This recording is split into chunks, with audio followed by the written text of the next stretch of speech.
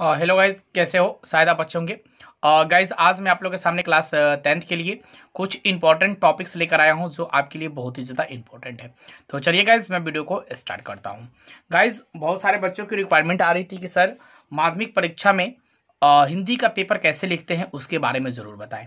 तो खासकर मोनिस्टर यादव ने मुझसे पूछा था कि सर एक वीडियो बना दीजिए, क्योंकि मेरे एग्जाम जो है नज़दीक आ चुके हैं। तो मैं मोनिस्टर यादव के लिए खासकर वीडियो बना रहा हूँ, जो कि मेरे प्रिय स्टूडेंट भी हैं। तो चलिए, माध्यमिक परीक्षा 2022 में जिन बच्चों का पेपर है, यानी कि क्लास 10th और 12th, जो 10th में है या 12th में है, इन दोनों के लिए यह वीडियो है, जो कक्षा 10वीं और कक्षा 12वीं में है। बोर्ड में कैसे लिखा जाता है ताकि आपका एग्जाम में जो है ना नंबर पूरा का पूरा मिल सके, यानी कि बोर्ड परीक्षा हिंदी कैसे लिखे, बोर्ड परीक्षा में कैसे आप हिंदी का पेपर जो है लिखिएगा ताकि आपको 100 में 100 अंक प्राप्त हो सके। लिखने का सही तरीका क्या होता है, इसके बारे में आज हम लोग चर्चा करेंगे। ज़्यादा देर की वीडियो नहीं होगी, बहुत कम देर की वीडियो होगी। यहाँ टॉपिक के बदौलत आप लोग की कुछ समझ में आ रहा हो तो वीडियो को अभी ही क्या करें, लाइक कर दें, नहीं तो आगे चल के आप भूल जाइएगा। और चैनल पर पहली बार आप मेरा वीडियो देख रहे हो तो चैनल को सबसे पहले क्या कर लो, सब्सक्राइब कर लो और साथ में बेल आइकन को जरूर दबा देना, क्योंकि हमारी आने वाली पहली नोटिफिकेशन की वीडियो जो होगी ना वो आपके पास पहुंचेगी और आप मेरे लाइव क्लास में शामिल हो जाइएगा। तो माध्यमिक परीक्षा 2022 बोर्ड परीक्षा में हिंदी का पेपर कैसे लिखें, लिखने का सही तरीका जाने और ताकि 100 में से 100 अंक प्राप्त हो सके, इस 3 टॉपिक के बारे में जानेंगे। तो मेरे पास एक हिंदी का क्वेश्चन पेपर है जो आपके सामने यहाँ स्क्रीन पे दिख रहा होगा, एकदम सामने दिख रहा है कि माध्यमिक उत्प्रेरण परीक्षा 2021। तो 2021 यानी हाफ ईयरली पेपर जो हुआ है बिहार बोर्ड में वो पेपर है, लेकिन इसके साथ 2022 में इसी टाइप्स के जो हैं क्वेश्चन आते हैं, यानी कि हिंदी मातृभाषा। ठीक है, ये टोटल कितने नंबर के होते हैं तो ये भी जान लीजिए कि टोटल नंबर जो होता है कितना होता है, 100 होता है। और समय कितना दिया जाता है, 3 घंटा 15 मिनट।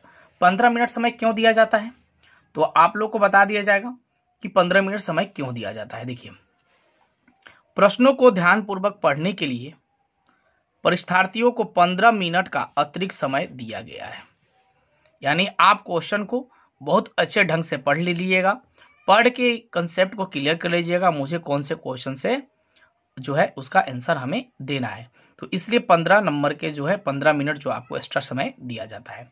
ओमार शीट पे हम लोग क्या करेंगे, ऑब्जेक्टिव भरेंगे, बट बिहार बोर्ड में यूपी बोर्ड में दोनों में कुछ फर्क है। बिहार बोर्ड में खासकर बच्चों के लिए बहुत अच्छी सुविधा दी गई है कि 50 जो है ना उनके पास ऑब्जेक्टिव क्वेश्चन आते हैं, 1 अंक जो है का नंबर ऑब्जेक्टिव उनके पास आता है। जैसे कि यहाँ आप देख सकते होंगे कि 1 से लेकर 100 तक प्रत्येक वस्तुनिष्ठ प्रश्न के साथ 4 विकल्प दिए गए हैं, जिनमें कोई भी एक सही है। 100 प्रश्नों में से किन्हीं 50 प्रश्नों के उत्तर अपने द्वारा चुने गए सही विकल्प को ओमार शीट उत्तर प्रपत्र पर चिन्हित करें। कैसे ओमार शीट भरना है, जस्ट मैं आप लोग को नेक्स्ट टाइम वीडियो बना के दे दूंगा उसका। जैसे कि बिहार में तो ओमार शीट भरने को आता है, बट यूपी में शायद नहीं आता है, कम वहां पे ऑब्जेक्टिव आते हैं। तो जिनके पास ऑब्जेक्टिव आता होगा उनके लिए ओमार शीट के लिए मैं व्यवस्था किया हूं और वैसे कर दिया जाएगा।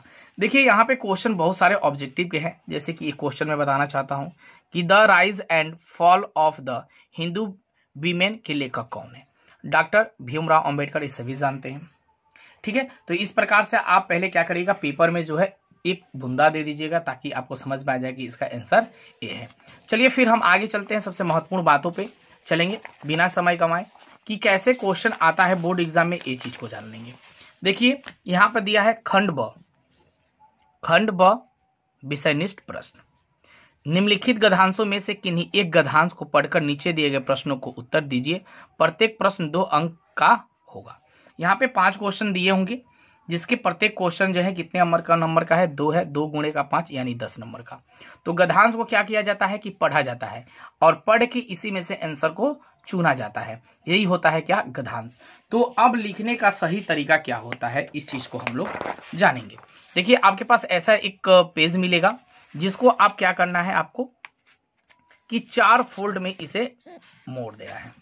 4 फोल्ड बिल्कुल थोड़ा सा अच्छे से मोड़िएगा ताकि कोई भी प्रॉब्लम ना आए। 4 फोल्ड को मोड़ दीजिएगा बहुत अच्छे से लाइनिंग ऐसे बना दीजिएगा। ठीक है, देखिए ऐसे कर दीजिएगा नाखून से, ऐसे नाखून से बना दीजिएगा। ठीक है, जब नाखून से बना के फिर इसको ओपन कर दीजिएगा। आपको इस 3 में आंसर देना है। इस पेज को देखिए क्या काम है। सबसे पहले हम देखेंगे, आप एग्जाम में जब जाइएगा तो 2 पेन हमेशा लेके जाइएगा।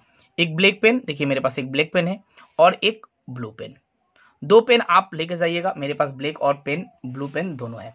तो जो ब्लैक पेन होगा उससे हम क्या करेंगे, हेडिंग बनाएंगे। जैसे कि खंड ब से हमें लिखना है आंसर। यहां लिखेंगे क्या, खंड ब। ठीक है, खंड ब लिख लेंगे, इसको ब्रैकेट में ले लेंगे। उसके बाद ये क्या पूछा है, विषयनिष्ठ प्रश्न, इसे हम यहां लिखेंगे विषय निष्ठ प्रश्न, लिख लीजिएगा। इसको हेडिंग में दीजिएगा इसलिए ताकि समझ में आ सके कि आप जो है गद्यांश कर रहे हैं। गद्यांश की प्रश्न संख्या कितनी है इस चीज को आप लिख लीजिएगा। तो प्रश्न संख्या आपका यहाँ पे दिख रहा है, प्रश्न संख्या 1 है। तो हम यहां लिखेंगे प्रश्नोत्तर। चौथे कॉलम में आप प्रश्न उत्तर डालिएगा, अंडरलाइन डैश कर दीजिएगा। कितना नंबर है आपका गद्यांश का, 1 नंबर। 1 नंबर डाल दीजिए। अब इस प्रश्न को क्या करना है, आपको पढ़ना है। ठीक है, टोटल चीज को पढ़ना है और आंसर आपको देना है। तो जैसे कि यहाँ पे क्वेश्चन दिया गया, देखिए 1 नंबर, महापुरुषों के जीवन को एक क्रम क्षेत्र क्यों कहा गया है, क्वेश्चन है यहाँ पे। तो क्वेश्चन लिखना है आपको नहीं, बस क्या लिखना है, 01 डाल दीजिए उत्तर। 1 का उत्तर डाल देना है आपको। अब कैसे लिखना है, महापुरुषों का जीवन का एक निबंध है। जहां से अंडरलाइन हुआ है वहां से लिखना शुरू करना है हमें। ठीक है, महापुरुषों वाला। तो यहां से जो भी हम चाहते हैं वो इसी को हम यहाँ पर नोट कर देते हैं। तो चलो हम यहाँ लिखेंगे और ब्लू पेन से, ब्लैक पेन से हमने लिख लिया उत्तर, ब्लू पेन से लिखेंगे। क्या लिख ले यहाँ पे क्वेश्चन में, क्या दिख रहा है, महान संघर्ष। चलिए हम लिख लेते हैं, विश्व में प्रायः समस्त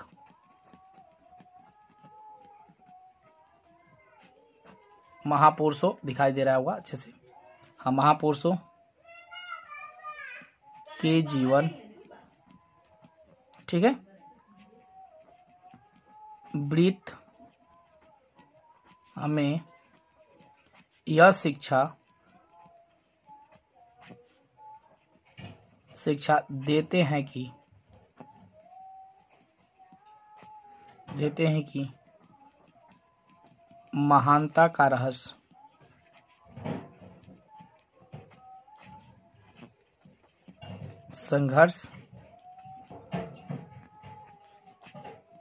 संघर्षशीलता, अपराजय, अपराजय व्यक्तित्व है। देखिए मैंने लिखा यहाँ पे 1 नंबर का आंसर। फिर इसका क्वेश्चन 2 आएगा आपके सामने। इसका क्वेश्चन देखिए 2 आएगा यहाँ पे, हमारे शत्रु कौन है। तीसरा क्वेश्चन, चौथा क्वेश्चन, 5वां क्वेश्चन, एक ही करके क्वेश्चन लिखना है। तो बस क्या करना है, आपको ब्लैक पेन लेना है। फिर ब्लैक पेन आपको क्या करना है, ले लेना है। यहाँ पे लिखिए नंबर 2 उत्तर, अंडरलाइन डैश। बस इसका आंसर यहाँ से लिखना शुरू करेंगे हम। जो भी आता है मैं लिख देता हूँ अपने मन से, कुछ भी नहीं लिखता हूँ, ऐसे ही लिख देता हूँ आप लोग समझाने के लिए। अधिकांश भाग ईश्वर के प्रति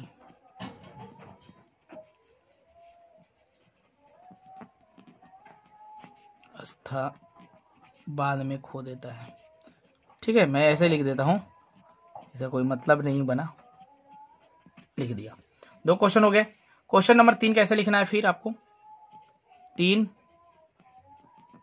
उत्तर। ओके, ऐसा क्वेश्चन को गद्यांश में आप लिख लीजिएगा।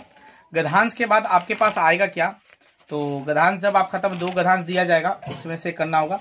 फिर आपके पास आ जाएगा क्वेश्चन नंबर 3, 2 गधांश और तीसरा क्वेश्चन। देखिए तीसरा क्वेश्चन क्या बोल रहा है इसमें, हाँ, कि निम्न में से एक विषय पर एक संकेंद्र बिंदु के आधार पर लगभग 250 से 300 शब्दों में निबंध लिखे।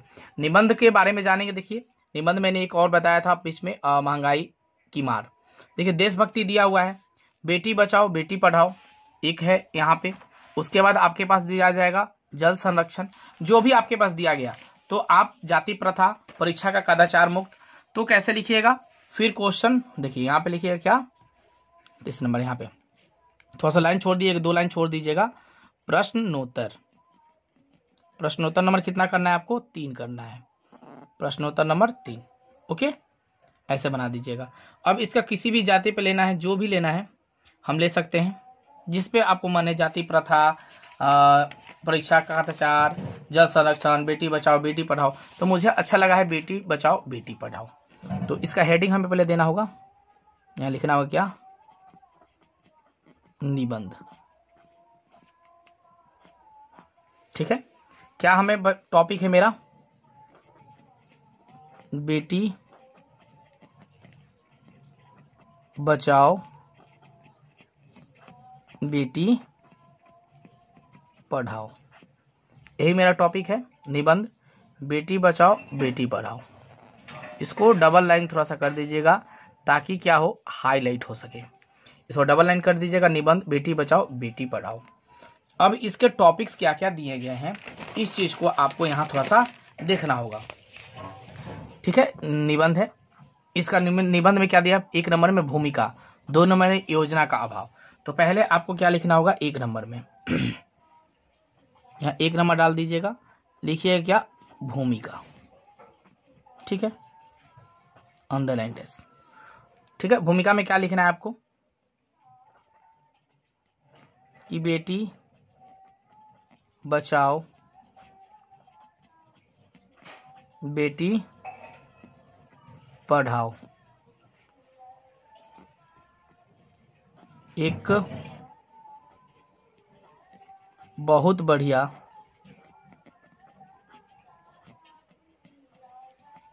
सरकार की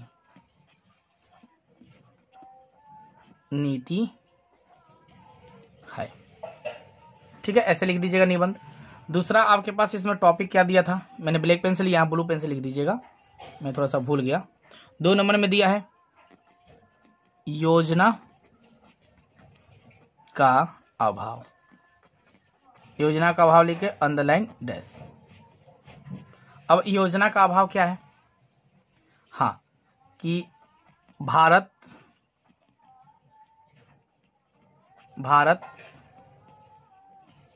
सरकार द्वारा बेटी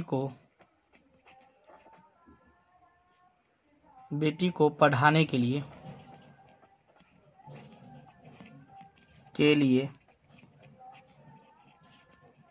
अभी भी कई योजना पे काम चल रहा है,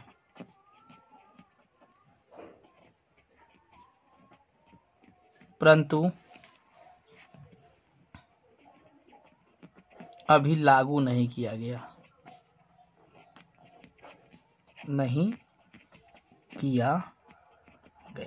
जो भी पॉइंट होगा ऐसे आप लिख लीजिएगा। उसके बाद मोस्ट इंपॉर्टेंट टॉपिक्स जो है आपके सामने रहेगा। अब रहेगा क्या, बस प्रश्न उत्तर संख्या कैसे आपको लिखना है। निबंध के बाद आपके पास एक आएगा क्या, संवाद आएगा तो आएगा, या आपके पास आ सकता है किसी भी ऑफिशियल आवेदन पत्र, यानी प्रधान अध्यापक पास यहाँ आया हुआ है, यहाँ आ सकता है डीएम के पास स्वच्छता के लिए, कुछ भी आपके पास एक पत्र जरूर आएगा। तो उसके बाद आ जाएगा। और उसके बाद प्रश्न संख्या देखिए 5 में क्या बोला है कि 5 प्रश्नों का उत्तर लगभग 20 से 30 शब्दों में दे। एक आ जाएगा आपके पास लघु उत्तरीय, एक आ जाएगा आपके पास दीर्घ उत्तरीय। जैसे कि यहाँ 6 नंबर क्वेश्चन, किसी भी एक प्रश्न के उत्तर दीजिए लगभग 100 शब्दों में। ठीक है, तो चलो मैं इसको 5 नंबर बता देता हूँ जो आपको क्वेश्चन करने हैं। इसी क्वेश्चन को लिखिएगा। फिर इसको क्या करना है, आपको याद रखिएगा कि जब भी आप नया पेज लीजिएगा तो इसको 4 फोल्ड में जरूर एक बार आप क्लियर कर लीजिएगा, क्योंकि 4 पेज में अगर आप कर लेते हैं तो आपका नंबर जो है बिल्कुल परफेक्ट का परफेक्ट मिलने वाला है। तो चलिए, प्रश्न संख्या हम कितना कर रहे थे, 5। तो हम क्या लिखेंगे, प्रश्नोत्तर संख्या 05। ठीक है, अब हमें क्वेश्चन 1 पे काम करना है भाई। 1 से हमें सभी याद है, 1 क से इसमें दिया है, तो लिखेंगे क्या, प्रश्नोत्तर संख्या 5 का क्या है मेरे पास, क। अब इसका जो अंडरलाइन डैश हुआ है इसके जस्ट नीचे से लिखेंगे। यहाँ पे क्वेश्चन पूछा गया है कि अंबेडकर के अनुसार जाति प्रथा भारत में बेरोजगारी का एक प्रमुख और प्रत्यक्ष कारण कैसे बनी हुई है।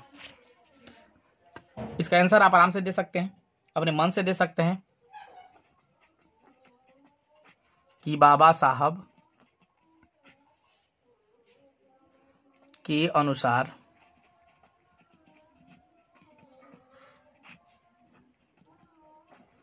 जाति प्रथा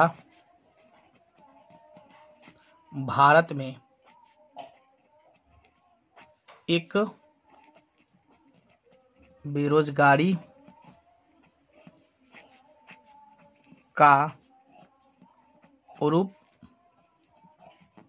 धारण किए बैठा है। यहाँ के लोग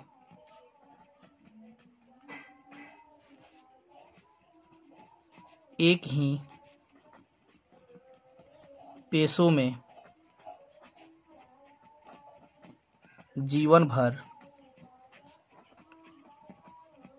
बंधे रहते हैं। 20 शब्द से ज्यादा हो गया, ऐसे हो गया। फिर ख में आपको जाना है तो 1-2 लाइन छोड़ दीजिएगा, लिखिएगा ख, और फिर यहां से आंसर देना शुरू कर दीजिएगा। इस प्रकार से अगर आप बोर्ड एग्जाम में लिखते हो तो पूरा मैं बोल रहा हूँ 101% बोल रहा हूँ कि आपको जो है 100 में 100 मार्क्स जो है टोटल मिल जाएंगे। बस इसमें एक चीज और ध्यान रखना है कि क्वेश्चन को जो है ना आप गलत सलत ना लिखें। जो क्वेश्चन आपसे पूछ रहा है, जो प्रश्न आपसे पूछ रहा है उसका उत्तर जो है आपको सही सही देना है, तब जाके सही का सही अंक जो है आपको मिलेगा। और मेन बात है कि राइटिंग थोड़ा सुधार कर जरूर लिखिएगा। राइटिंग, हेड राइटिंग पे भी नंबर आपका कटता है। अगर आप साफ साफ और सुंदर राइटिंग बना के लिखते हैं ना, तो मैं बोल रहा हूँ ना, वादा है आपसे कि आपका नंबर जो है पूरा मिल जाएगा। अगर वीडियो आप लोग को अच्छी लगी हो तो प्लीज इस वीडियो को लाइक कर दीजिएगा और ज्यादा से ज्यादा अपने दोस्तों में शेयर करिएगा। धन्यवाद।